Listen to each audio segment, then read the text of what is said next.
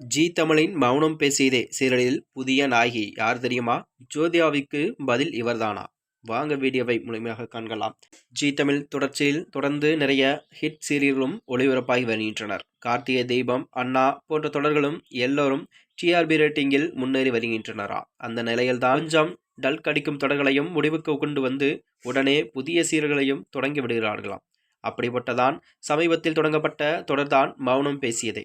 கோழி கூவுது, காதல் சொல்ல ஆசை, விழித்தெழு போன்ற பல படங்களில் நடித்துள்ள அசோக் குமார் தான் இந்த சீரியலின் கதாநாயகனாகவும் நடிக்கிறாராம். இந்த சீரியலில் நாயகியாக லிங்ஸ்டன் மகள் ஜோவிதா நடிக்க கமிட் ஆகியுள்ளாராம். சன் டிவியில் அருவி சீரியலில் நடித்தவர் தான் அந்த தொடருக்கு பின் மௌனம் பேசியதே சீரியலும் கமிட் ஆகியுள்ளாராம். சில எபிசோடுகளை நடித்த ஜோவிதா தற்போது தொடரிலிருந்து விலகிவிட்டாராம். அதற்கு சில காரணங்களையும் அவர் கூறியிருக்கிறார்.